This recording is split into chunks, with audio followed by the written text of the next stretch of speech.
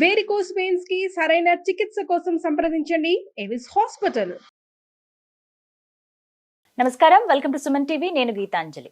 ప్రస్తుతం మనతో పాటు ప్రముఖ జ్యోతిష్యులు బ్రహ్మశ్రీ నందిభట్ల శ్రీహరి శర్మ గురువు గారు ఉన్నారు. వారితో మాట్లాడదాం. గురుగారు నమస్కారం అండి. వాగర్థావివ సంపృక్తౌ వాగర్థ ప్రతిపత్తయే జగతః పితరౌ వందే పార్వతీ పరమేశ్వరౌ. సదాశివ సమారంభాం శంకరాచార్య మధ్యమాం అస్మదాచార్య పర్యంతం వందే గురు పరంపరాం.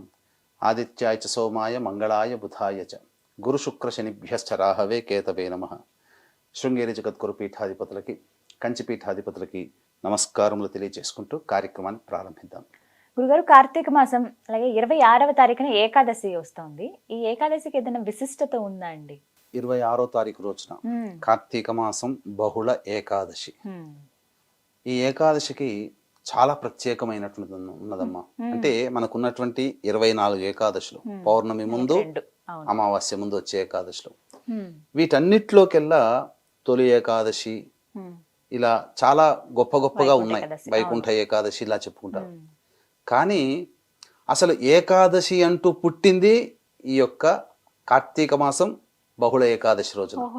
అసలు ఏకాదశిని మనం ఈ రోజున అయితే ఉపవాసం ఉండి దీక్షగా విష్ణు భగవానునికి యొక్క సంబంధించినటువంటి పూజ చేసుకుంటున్నాం కదమ్మా. ఆ పూజ, ఆ ఏకాదశి పుట్టుకే ఈ ఏకాదశి, కార్తీక బహుళ ఏకాదశి. దీన్నే ఉత్పత్తి ఏకాదశి లేదా ఉత్పన్న ఏకాదశి అని కూడా అంటుంటారు. ఇది చాలా విధానం. కాబట్టి వీక్షించేటువంటి సుమన్ టీవీ ప్రేక్షకులు గమనించాల్సిన అంశం ఏంటంటే, ఎంతో మంది ఈ ఏకాదశి వ్రత మహత్యాన్ని అనుసరించే వాళ్ళు ఉన్నారు, ఆచరించి పుణ్యాన్ని సంపాదించుకున్న వాళ్ళు కూడా ఉన్నారు. కాబట్టి ఏకాదశి తిథికి మూలమైనటువంటి ఈ ఏకాదశి రోజున ఎవరైతే ఉంటారో సర్వ ఏకాదశులలో వచ్చిన ఫలము కంటే ఎక్కువగా ఫలితాన్ని పొందుతారని చెప్పి మనకు చెప్పబడి ఉంది. కాబట్టి అసలు ఈ ఏకాదశి పుట్టుక గురించి మనం తెలుసుకుంటే చాలా గొప్పదమ్మా. పూర్వము అనగా ఈ సృష్టి ప్రారంభమైనటువంటి సమయంలో బ్రహ్మ సముద్భవుడు, బ్రహ్మ ద్వారా ఉద్భవించినటువంటి వాడు తాళజంఘుడు అనేటువంటి యొక్క రాక్షసుడు. ఆ రాక్షసుడు ముల్లోకాల్ని తాను జయించడం కంటే కూడా తన సంతానం కూడా ముల్లోకాల్ని జయించగలిగే శక్తి కలిగినటువంటి పొందాలనే ఉద్దేశంతో తపస్సు చేసి మురాసురుడు అనేటువంటి ఒక రాక్షసుణ్ణి సంతానంగా వరప్రసాదంతో పొందడం జరిగింది. ఆ మురాసురుడికి ఇక ముల్లోకాల్లో త్రిమూర్తులలో తిరుగులేదనమాట. తన యొక్క శక్తితో బ్రహ్మని, సకలాది దేవతల్ని, ఇంద్రాది దేవతల్ని, బ్రహ్మని, శివుడిని సైతం కూడా ఓడించి ఇబ్బందులు పెట్టాడనమాట. అంతటా బ్రహ్మ, శివ, ఇంద్రాది దేవతలందరూ సృష్టి రక్షకుడైనటువంటి విష్ణు దగ్గరికి అందరూ, ఈ బ్రహ్మ, శివుడు, ఇంద్రాది దేవతలందరూ వెళ్ళారమ్మా. వెళ్ళిన తర్వాత ఇక నేను ఎలాగైనా కానీ యుద్ధం చేయక తప్పదని ద్వంద్వ యుద్ధము అనగా బాహాబాహిగా 1000 సంవత్సరాల పాటు విష్ణు భగవానుడు యుద్ధం చేస్తాడు. చేసిన తర్వాత ఆ మురాసుడి శక్తి ముందు విష్ణు అలసిపోతాడు.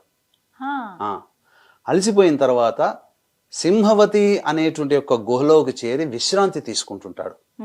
ఆ విశ్రాంతి తీసుకునే ముందు సంకల్పం చేసుకుంటాడు, నేను మళ్ళీ విశ్రాంతి నుంచి బయటికి వచ్చిన తర్వాత ఎలాగైనా కానీ నేను మురాసుని సంహరిస్తాను అని చెప్పి సంకల్పం తీసుకొని విశ్రమిస్తున్నప్పుడు, ఆ విశ్రమించిన తర్వాత అతని శరీరం నుంచి ఒక కన్య ఉద్భవించింది.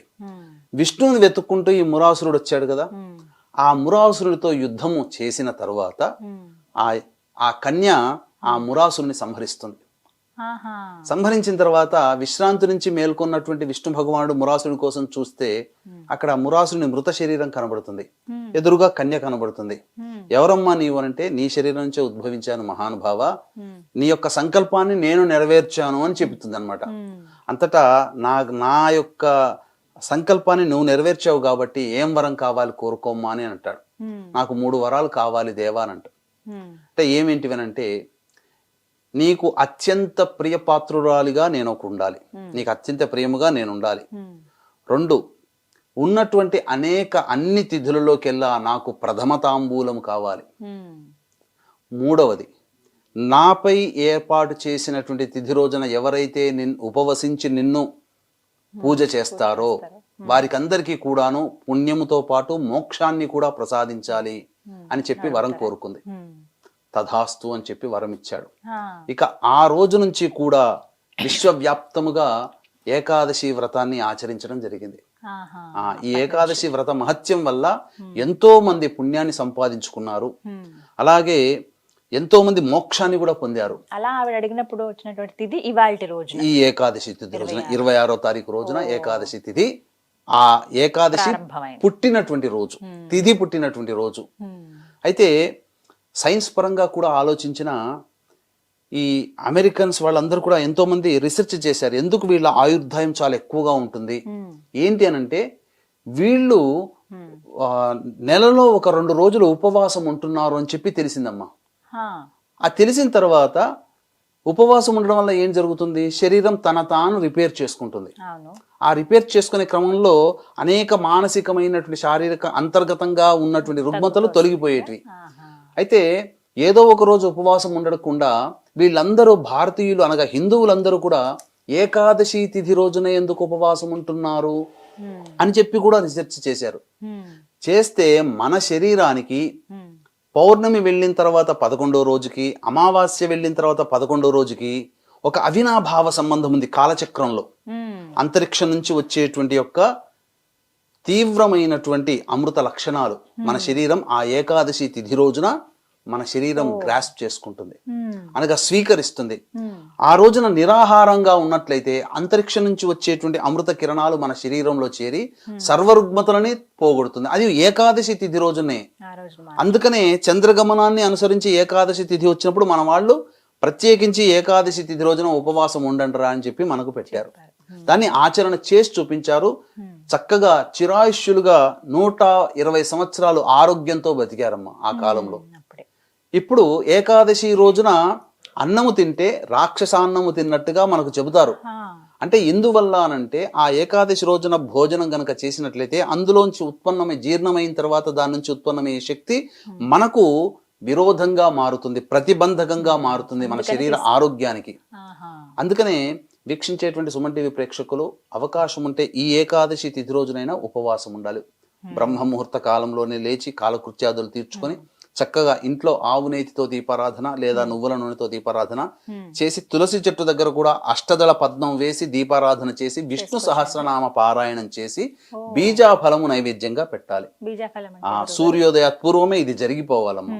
అప్పుడు ఉదయిస్తున్నటువంటి అరుణారుణం రూపమైనటువంటి సూర్యుడిని నమస్కారం చేసి సూర్యాష్టకం 6 సార్లు పారాయణం చేస్తూ, ఇక ఆ రోజు పర్యంతం ఆ తిథి ఉన్నంత వరకు కూడా, ఏకాదశి తిథి ఉన్నంత వరకు కూడా పథ్యము అనేటువంటిది చేయాలి. లేని అనగా పథ్యం ఉండలేదు. నైవేద్యంగా పెట్టినటువంటి బీజఫలం అంటే ఏదైనా సరే గింజ ఉన్నటువంటి ఏదైనా పెట్టవచ్చు. ఆవు పాలైనా పెట్టవచ్చు.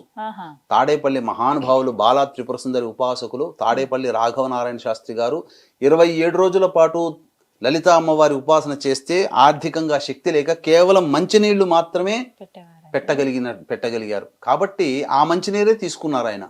కాబట్టి శక్తి ఉన్న వాళ్ళు, శక్తి లేని వాళ్ళు కూడా అమ్మవారిని అయ్యవారిని ఉపాసన చేయవచ్చు, కానీ వారి శక్తికి తగ్గట్టుగా నైవేద్యములు పెట్టుకోవాలి.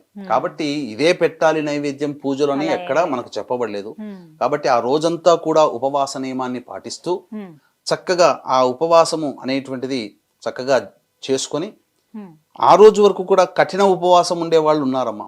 అనగా ఆ నిర్జల ఉపాసన అంటే మన నోటిలోనే ఉన్నటువంటి అంగి అనగా లాలాజలం కూడా మింగకుండా కఠిన ఉపవాసం ఉండే వాళ్ళు కూడా ఉన్నారు. కేవలం పండ్లు పాలు తీసుకొని ఉన్న వాళ్ళు ఉన్నారు. ఆ విధంగా ఉండి తెల్లవారి ద్వాదశి తిథి ప్రవేశం చేసిన తర్వాత అప్పుడు మళ్ళీ విష్ణు భగవానుని ధ్యానం చేసుకొని, మళ్ళీ అప్పుడు వంటకాదులన్నీ అయిన తర్వాత అప్పుడు ఒక అభ్యాగతుడికి, ఎవరికైనా బ్రాహ్మణికనే నియమం లేదు, ఎవరు ఆకలితో వచ్చి అభ్యాగతో విష్ణు ఎవరు అభ్యాగతంగా వస్తే వాళ్ళు విష్ణు స్వరూపం, వాళ్ళని సాదరంగా ఆహ్వానించి వాళ్ళకి పాద ప్రక్షాళన అవన్నీ చేసి వారికి భోజనం పెట్టి తర్వాత యజమాని గనక భోజనం చేస్తే సాక్షాత్తు విష్ణు భగవానుడికే భోజనం పెట్టిన పుణ్య ఫలితం మనకు దక్కుతుంది. ఇది చెయ్యాల్సినటువంటి విధమ్మ. కాబట్టి ఎవరైతే ఇటువంటి విధానాన్ని అనుసరిస్తారో వారు నిజంగా పుణ్యాత్ములే అని చెప్పవచ్చు. ఎందుకనంటే మహోత్కృష్టమైనటువంటి ఏకాదశి తిథి వ్రత మహత్యం అమ్మ ఇది. ఈ విధంగా ఆ రోజంతా ఉపవాసం ఉన్న రోజంతా కూడా విష్ణునామస్మరణ చేసుకుంటూ నారాయణ నారాయణ నారాయణ అనుకుంటూ ఉన్నట్లయితే ఇంకా పుణ్య ఫలితం ఏకాదశి తిథి రోజున. కాబట్టి వీక్షించేటువంటి ప్రేక్షకులు ఈ యొక్క ఏకాదశి ఉత్పన్న ఏకాదశి పుట్టినటువంటి రోజు ఈ కార్తీక బహుళ ఏకాదశి. కాబట్టి ఈశ్వరునికి అత్యంత ప్రీతికరమైనటువంటి పుణ్యతిథి కూడా ఏకాదశి. ఈశ్వరుడి. అయితే దీంట్లో ఒక నియమం ఉందమ్మా. ఈ ఏకాదశి తిథి వ్రత మహత్యాన్ని తెలుసుకున్న తర్వాత వ్రతాన్ని ఆచరించాలని చాలా మందికి ఉంటుంది. అవునండి. అయితే ఈ ఏకాదశి కంటే ముందు రోజు దశమి తిథి రోజున పంచగవ్య ప్రాశన చేసినట్లయితే ఇంకా పవిత్రత చేకూరి వారికి సంపూర్ణమైనటువంటి ఏకాదశి వ్రతం. ఈ ఏకాదశి వ్రతం చేసేటప్పుడు చాలా మందికి ఈ విషయం తెలియదు. దశమి తిథి రోజున పంచగవ్య ప్రాశన అనేటువంటిది చేయాలంటే ఆవు పాలు, ఆవు పెరుగు, ఆవు పేడ, ఆవు గోమూత్రము, ఆవు నెయ్యి, ఈ 5, ఈ ఆవు పెరుగు, ఆవు పాలు, ఆవు నెయ్యి, ఆవు పంచకం, ఆవు పేడ, ఇవన్నీ కొద్ది కొద్దిగా అవి స్వీకరించినట్లయితే పవిత్రత వస్తుంది శరీరానికి. తరువాత తెల్లవారి రోజున ఏకాదశి వ్రతాన్ని ఆచరిస్తే సంపూర్ణంగా విష్ణు అనుగ్రహము, శివానుగ్రహం కలుగుతుందని చెప్పవచ్చు. చక్కగా వివరించారు గురుగారు. నమస్కారం అండి. సర్వం శ్రీ ఉమామహేశ్వర పర బ్రహ్మార్పణమస్తు.